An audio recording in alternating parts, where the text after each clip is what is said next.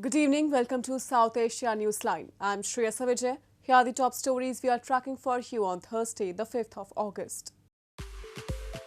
Abrogation of Article 370 brought unprecedented progress, peace in India's Jammu and Kashmir, says PM Modi. Pakistanis rush to get inoculated after government warns of penalties for unvaccinated. And celebrations erupt back home as India wins Olympic hockey medal after 41 years.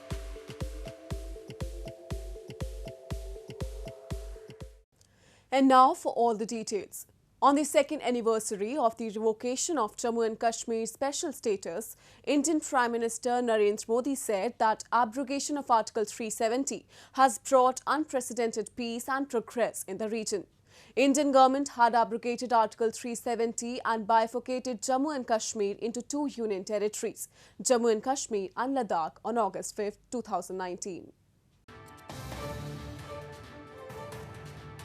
On the second anniversary of the revocation of Jammu and Kashmir special status, Indian Prime Minister Narendra Modi, in a series of tweets on Thursday, said that since the abrogation of Article 370 2 years ago, there has been unprecedented peace and progress in the region.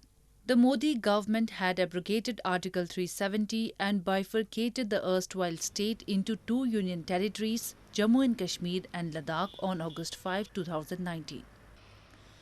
In Srinagar, the main city of Jammu and Kashmir, troops patrolled the streets where many shops were shut to mark the second anniversary. Troops manned checkposts in parts of Srinagar, which has been a hotbed of separatist activity, carrying out security checks on people and vehicles, witnesses said. Militants have battled India's rule in Jammu and Kashmir for more than 3 decades, a revolt it blames Pakistan for having stoked. Islamabad denies this, saying it provides only moral and diplomatic support to the Kashmiri people. हमारी जम्मू कश्मीर की बेटियों को उनका हक नहीं मिलता था, आतंकवाद को पनपाया जा रहा था इस 370 की मदद से। पाकिस्तान में लोगों को जो लोग थे उनको यहाँ पे जम्मू कश्मीर में बसाया जा रहा था और आज जो एक जम्मू कश्मीर का माहौल है, बड़ा एक अच्छा वातावरण है यहाँ पे। However, People's Democratic Party (PDP) President and former State Chief Mehbooba Mufti called August 5 a day of mourning for the people of Jammu and Kashmir. आज का दिन जम्मू कश्मीर के लिए मातम का दिन है। ये लोग आज जो है मातम मना रहे हैं, जो जुल्म, सितम और बर्बरियत का दौर शुरू किया 2019 में बीजेपी की सरकार ने, उसके लिए यहाँ के लोग नालान हैं और बड़े अफसोस की बात है, पूरे मुल्क के अंदर बीजेपी आज इसकी खुशियां मना रही है जिसका कश्मीरी मातम मना रहा है। A grouping of political parties in Kashmir, the People's Alliance of Gupkar Declaration, said it would keep up its struggle for restoration of partial autonomy. According to the government's claim, terrorist violence in Jammu and Kashmir has reduced significantly after the abrogation of Article 370. Floods triggered by heavy rainfall have wreaked havoc in India's Madhya Pradesh state, affecting more than 1,200 villages and throwing normal life out of gear. Chief Minister of the central state on Thursday visited flood-ravaged areas and assured all possible help.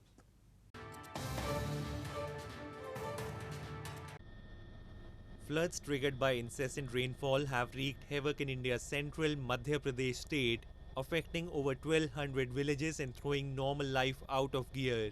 Madhya Pradesh Chief Minister Shivraj Singh Chauhan on Thursday visited flood-ravaged areas in Gwalior district and assured all possible help. Water bodies including major rivers and drains in Madhya Pradesh have swelled to alarming levels after heavy rainfall. At least 3 deaths have been reported due to the deluge in the state, according to local media reports. Rescue operations have been underway since Monday. जितनी राहत की राशि दी जानी है और बाकी व्यवस्थाएं दी जानी है वो सब करेंगे और जब तक घर में नहीं पहुंच जाते तो भोजन की, पानी की, बाकी सारी व्यवस्था भी की जाएगी और घर। Seasonal monsoon rains are crucial for farmers, but excessive rainfalls affect several regions in India, causing problems like floods, landslides and waterborne diseases every year. A resolute Indian men's hockey team rewrote history as it claimed an Olympic medal after 41 years, defeating a plucky Germany to win the bronze in an edge-of-the-seat match of the ongoing games in Tokyo on Thursday. Celebrations erupted back home with family members, friends and fans rejoicing across the country with some tears of joy. Celebrations broke out back home after India won the bronze medal after a thrilling 5-4 victory over Germany at the Tokyo Games on Thursday, giving the country its first Olympic hockey medal in after 41 years. Determined to clinch a medal, the Indian hockey team led by Manpreet Singh made one of the most memorable comebacks in the history of the game, fighting back from a 2-goal deficit to turn the match in their favour. Families, friends and fans of the team members rejoiced by dancing, singing and distributing sweets across the country with some tears of joy. Father of goalkeeper PR Srijesh, who pulled off stunning save in the final few seconds of the match, said he was proud of his son as he got a medal for the country. I am very proud of my son. Okay, he got won the 3rd medal. I don't mind, but it is his 3rd Olympics. But he got 1 medal. I am very, very proud of him. India's Prime Minister Narendra Modi wrote a congratulatory message on Twitter and said, India is proud of its hockey team and the historic day will be etched in the memory of every Indian. Family members of hockey player Gurjant Singh, who were seen holding Indian tricolour flags as they celebrated the glorious victory, expressed the bronze medal win is equivalent to gold as it came back after 40 long years. ਤੇ ਮਨ ਨੂੰ ਬੜੀ ਖੁਸ਼ੀ ਆ ਜੀ ਆ ਵੇਖੋ 3 ਹੀ ਤਿਰੰਗੇ ਝੰਡੇ ਫੜੇ ਹੈਗੇ ਇਸ ਤੋਂ ਵੱਧ ਖੁਸ਼ੀ ਹੋਰ ਕਿਹੜੀ ਹੋ ਸਕਦੀ ਹੈਗੀ ਇਹ ਸਾਡੇ ਵਾਸਤੇ ਬ੍ਰੌਨ ਮੈਡਲ ਨਹੀਂ ਇਹ ਸਾਡੇ ਵਾਸਤੇ 골ਡ ਮੈਡਲ ਹੈਗਾ India's last of the 8 Olympic goals came way back in the 1980 Moscow Games. It is India's 3rd hockey bronze medal in the history of the Olympics.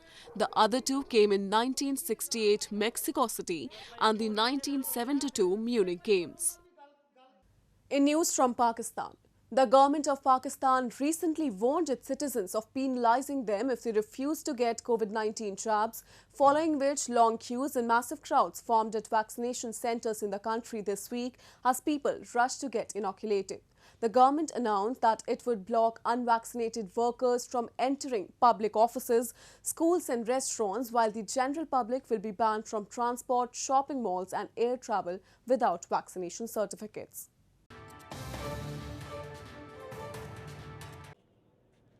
Long queues and massive crowds formed at vaccination centres in Pakistan this week as people rushed to get inoculated after the government warned it would penalise the unvaccinated.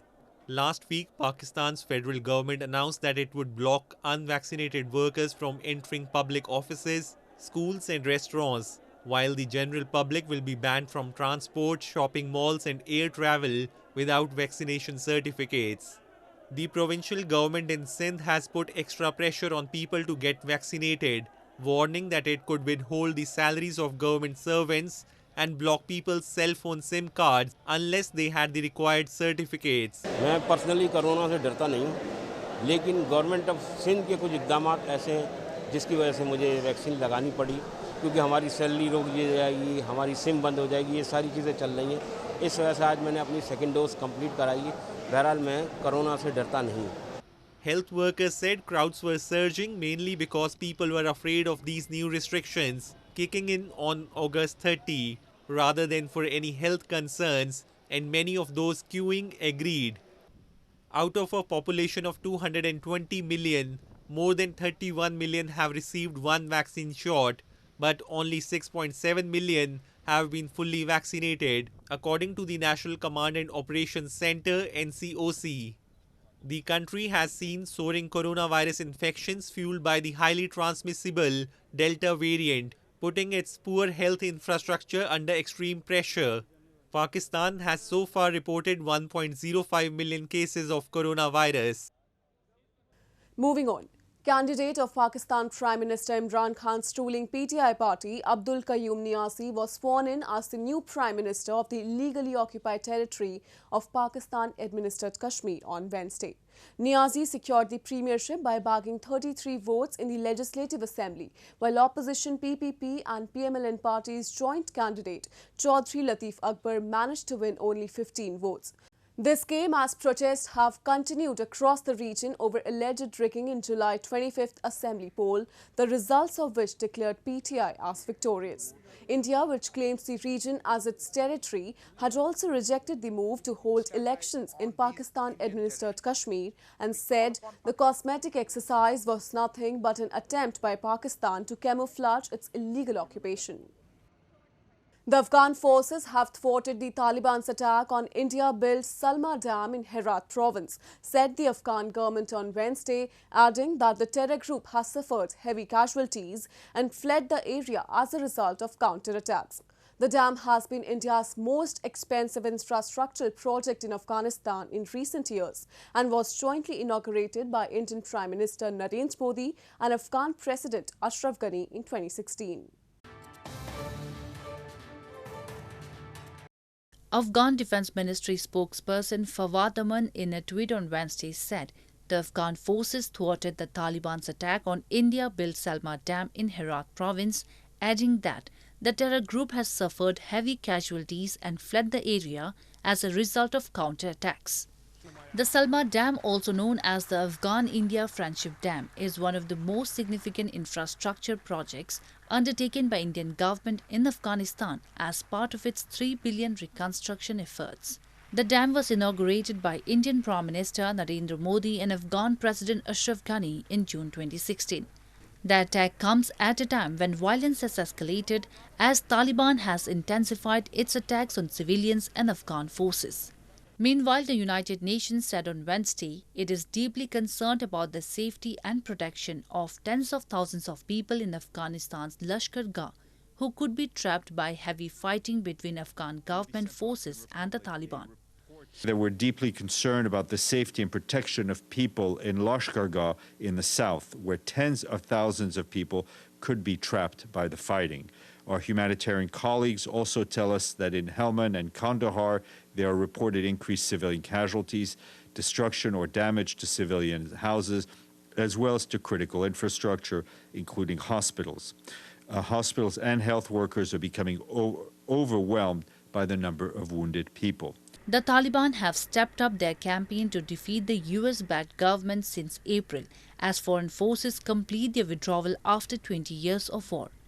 Fighting has been particularly heavy around the city of Herat near the western border with Iran and Lashkar Gah and Kandahar in the south. With Indians battling to contain the deadly coronavirus, a women's self-help group in southern Kerala state has come to the fore and has been producing 10,000 masks daily to keep the virus at bay. Members of the group say they are happy to be part of the COVID prevention mission. Women associated with the regional self-help group Subiksha in India's southern Kerala state have been producing 10,000 masks daily to help the citizens keep the virus at bay. Subiksha was established for creating employment opportunities for women through Kudumbashree units, the state government's initiative to eradicate poverty. The group now has 588 units providing employment to women. Members at one of the units expressed they were happy that they are now part of COVID prevention mission. നാളികേരത്തിൽ നിന്ന് തുടങ്ങി ഇത്രയും വലിയ ഒരു സംരംഭത്തിലെത്താൻ കഴിഞ്ഞതിലും വളരെ സന്തോഷമുണ്ട്. കൂടുതൽ സ്ത്രീകൾക്ക് ജോലി നൽകാനും ഇത് വഴിതെളിയിക്കുന്നുണ്ട്. While daily infections reported in India have declined in recent weeks, Kerala has been witnessing a rapid surge in COVID-19 cases, which has become a matter of concern. Despite new restrictions, daily cases surged to 22,414 in Kerala on Wednesday, the highest single-day count recorded by any state in the past 2 months. Well, that's all we have for you from South Asia this evening. Now, viewers can watch the show on southasianewsline.com. You can also visit us on facebook.com/SAsiaNewsline and follow us on Twitter @SAsiaNewsline. That's all in tonight's edition. We'll see you same time tomorrow. Good night.